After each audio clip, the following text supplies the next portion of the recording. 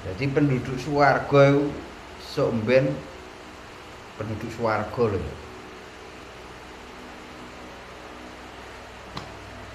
Iku sok mben iku ketika dhek wis menikmati kenikmatan swarga. Penduduk swarga wis menikmati kenikmatan swarga. Penduduk swarga iki do getun. Lho, lha wong dadi penduduk swarga kok getun lha apa? Maksude getun iki ngene. Ya Allah, Gusti Allah kok ngekeki kenikmatan kaya ngene. Polahe. Gusti Allah kok ngekeki kenikmatan luar biasa.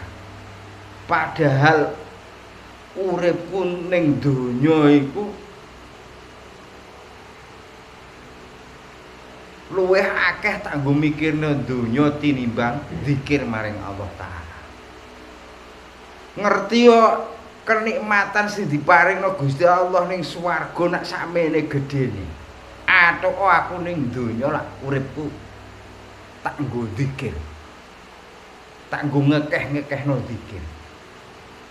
Atok uripku ning donya lak tak nggo ngekeh-ngekehno zikir tinimbang mikirno urusan dunia. Wong Gusti Allah ngekeki kenikmatan sing luar biasa. Dia rumangsa isin. Artinya dia rumangsa isin mlebu swarga dadi penduduk swarga dengan kenikmatan yang luar biasa.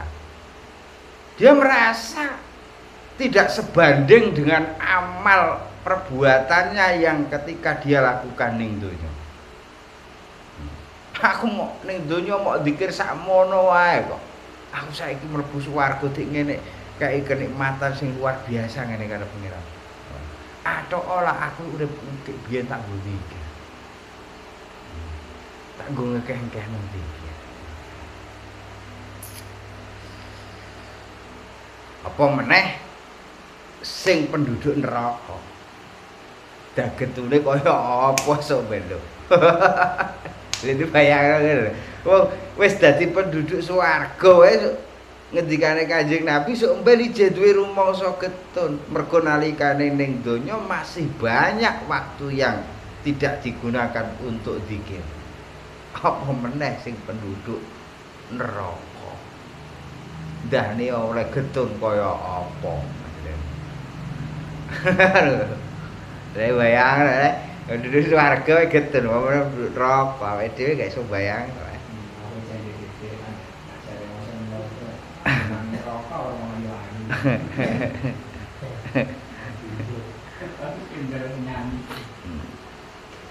Laisa syadid bisur'ah, innama syadid alladzi yamliku nafsah indal ghadab. Laisa syadid ora enek apa asadidu kekuatan. Iku bisur ati kelawan kuate awak. Kolot. Inna masyadid angin pestine utawi kekuatan iku aladzi wong yamliku kang iso ngeker menahan ya aladzi nafsahu ing awak dhewe ne aladzi idal ghadabi ing dalem nalikane muring-muring. Rawahul Bukhari wa Muslim an Abi Hurairah. Jadi dawuh Kanjeng Nabi, sing diarani wong sing kuat iku ora kok wong sing akale kuat. Ora kok wonge sing gagah berani nggatem wong langsung golek ngono gak. Sing diarani wong kuat iku wong sing iso menahan dirinya ketika marah. Bisa mengendalikan dirinya ketika marah supaya gak marah. Nah, iku jenenge wong sing kuat. Lah sak hebat-hebate wong, sak dhuwur-dhuwure pangkate wong ijeh muring-muringan ya ora kuat. Mungkin Kanjeng Nabi. Jadi wong sing kuat iku wong sing iso mengendalikan dirinya ketika marah. Piye carane ben ora marah, ben ra muring-muring. Nak wis iso mengendalikan awake ben gak muring-muring. Lah iki luar biasa kuate. Kuat tenan wong kuat tenan iku. Nek isih muring-muring ya aja ngaku wong kuat. Aja muring-muringan.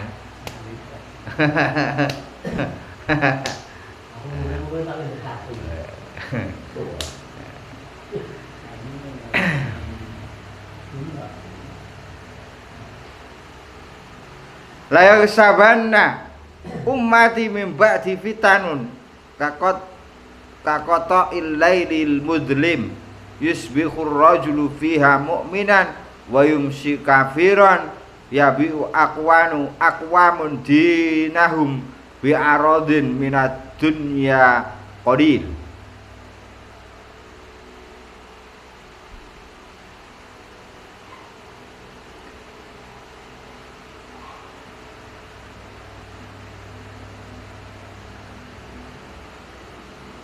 Layak sabana mongko yekti bakal apa iku jenenge tertutup atau mengalami lah sapa umat ingsun ya bakal nekani umat ingsun mimbak di ing dalem sakwise mangsa ingsun apa fitanun ujian fitnah ujian kakata illailil mudrim kaya dene pedote wengi kang peteng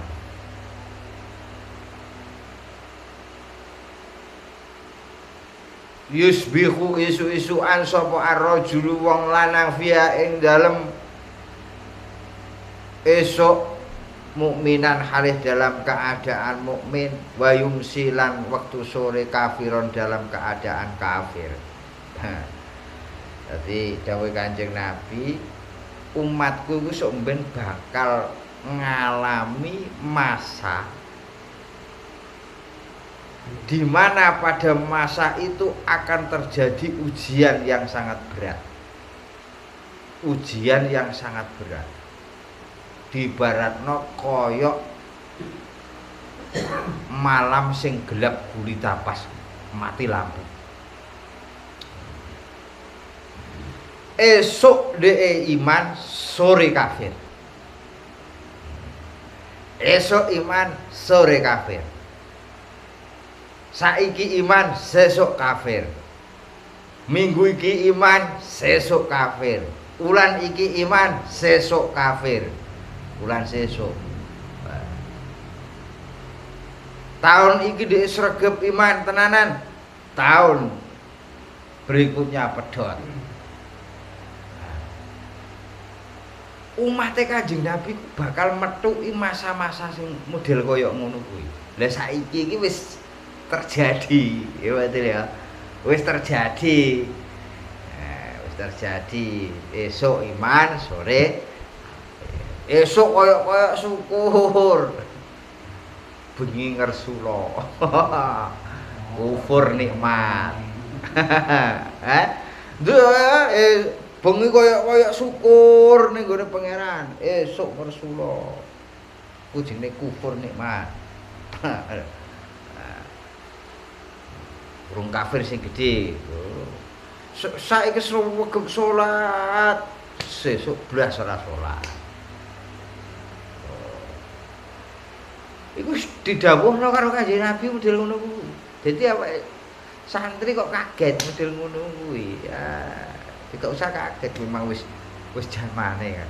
Cuma awake dhewe, lah nek wis jamane awake dhewe ora usah berjuang no. Ah, lah nek ora mbok berjuangi tambah bocah kabeh. Ku diberjuangi wis jeng ngono kok. Apa meneh ra diberjuangi. Apa meneh ora ana wong sing gelem berjuang tambah rusak wong Islam. Islam tambah rusak. Jadi mau saiki sregep sesuk kendo. Sregep kendo sregep ya. Iku wis tau didhawuhno Kanjeng Nabi niku. Awake dhewe ora usah kaget. Saiki Islam, sesuk Kristen. Urung menjamin wong Kristen iku ora paham Islam. Akeh wong Kristen iku sing paham Islam. Pirang-pirang apal Quran sak pirang-pirang. Jutene yo Kristen. Iku jenenge wong sing ora entuk pituduh pokoknya pangeran. Ya mulane awake dhewe bar salat iku minimal iku donga iku ya Allah salim imanana sabit imanana minad dunya hatal jannah. Wis iku intine donga wis rasane slametno imane kula Gusti, kuwatno imane kula Gusti sampai kula mlebu swargane jenengan. Salim imanana sabit imanana minad dunya hatal jannah. Wis ora usah donga ning aneh-aneh. Ya rezeki wis njaluk ngono. Tapi sing donga iku aja keri, awake dhewe nek sampe donga iku keri terus repot awake dhewe. Pokoke intine ya Allah, slametno imanku Gusti. Nah, ora iso basa Arab. Slametno imanku Gusti, kuwatno imanku Gusti ngantos kula mlebet swargane panjenengan.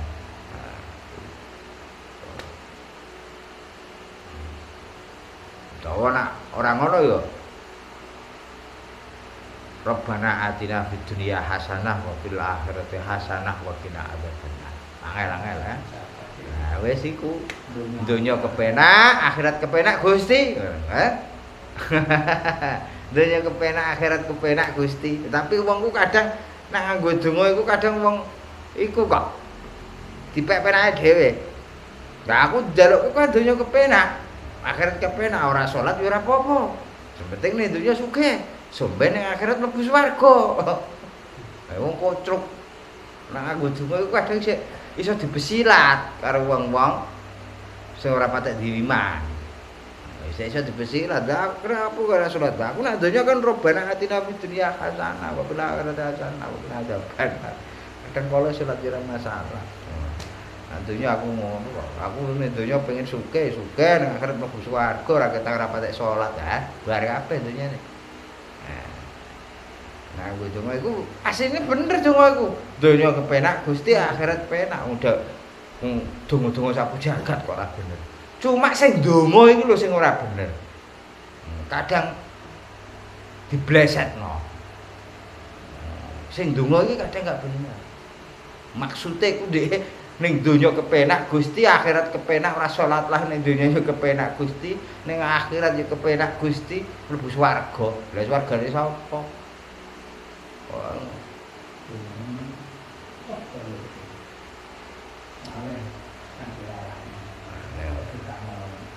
Jadi minimal awake dhewe iki pokoke ya donga.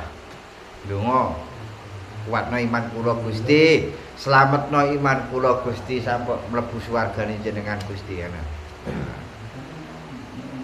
Mergo Kanjeng Nabi wis dawuh ngono, akan datang masa yang terjadi fitnah besar-besaran kaya dene apa iku jeneng ujian yang besar-besaran kaya dene malam yang gelap gulita, esuk iman, sore kafir, sore iman, esuk kafir.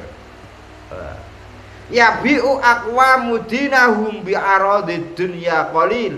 Wong do adol agamane dhewe-dhewe kanthi barang sing saithik, diijolno kanthi barang sing saithik. Adol agamane dhewe-dhewe, diijolno bondo donya sing saithik. Adol agama iku ora kok trima sampean Islam mlebu kafir dikek sembako, gak trima ngono. Iku jelas dodolan tenan iku. Tapi wong Islam dhewe ku kadang ya adol agamane. Kaya ngaji, diniati golek dhuwit. Iku adol agama iku. Ngaji, niati golek dhuwit. Iku adol agama. Apa meneh nang budget pisan.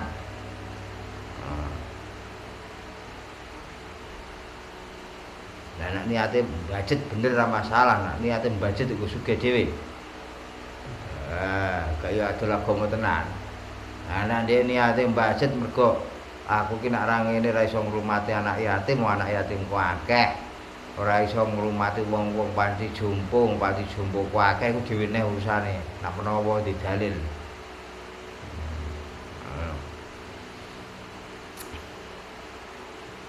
Dhewe neh. Jadi akeh wong Islam dhewe iku sing adol agamane dhewe. Adol ayat Qur'ane dhewe.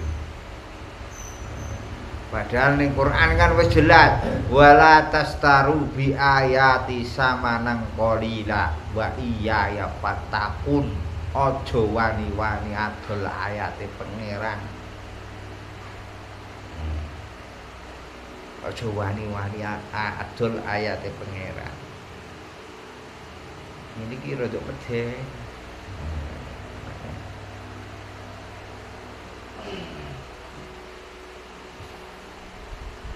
Apa ngaji ku nek ra ditata niate tenan iku bahaya.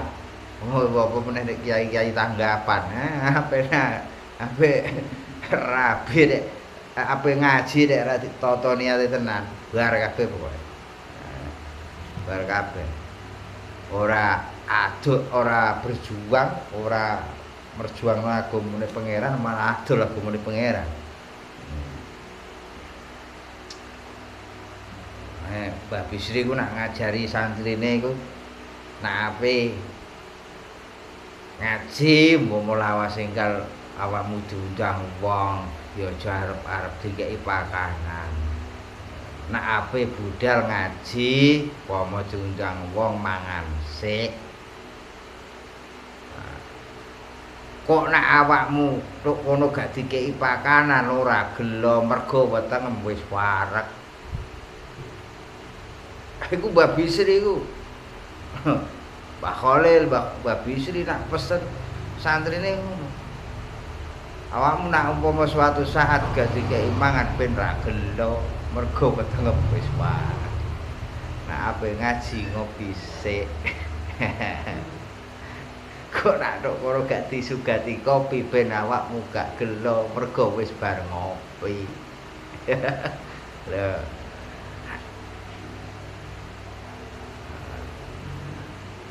Awakmu nek ngaji kok rokok dhewe nak ke rokok kok nak nang kono gak disugati rokok ben ke gak gelo mergo ke wis sang rokok dhewe.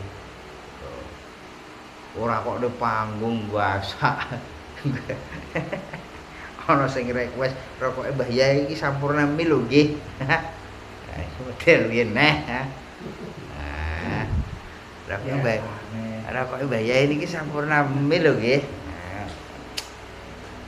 Ya apa iku jenenge pula Mbah Yai ini ora muni tapi santrine muni lah santri muni kok apa ya wani muni nek asal ora ana bisikan. Ngono. Jadi pengaji ku nek niati tenanan kok bahaya. Adol agamane pangeran. Bolak-balik aku. Kopi niki kopi susu lho nggih Mbah Yai ini. Oh, nggih. Rokok niki sampurna mil nggih. Kadang yo ana sing rokok niki LA nggih. Nggih. Gusti niki piye nah? Mulane bahaya.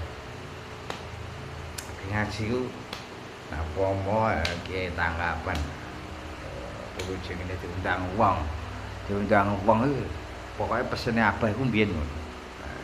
Nak ape ngaji mangan sik, nak ra disugati mangan ben ra gelo mergo wis marek. Nak ape ngaji ngopi sik, nak umpama ora disugati kopi ben ra gelo mergo ke bar ngopi.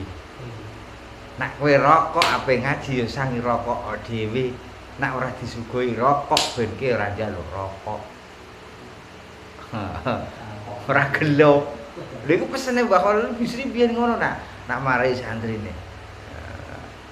Kok Khalil Bisri nak marai santrine iku ngono bae Khalil Bisri ya. Bahaya. Nah, awake dhewe iki ora nata-nata kok omah iki bahaya. Bahaya. Bahayane ya apa iku jenenge ya iku mang arep-arep perkara sing urung karuan ana ning ngadepan.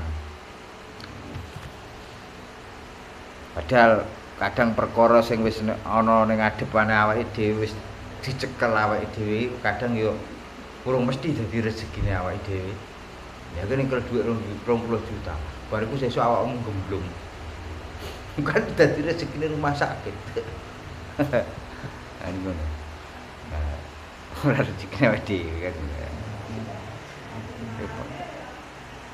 Ini tata tenan. Iku pesene Mbah Khalil Bisri iku biyen ngono.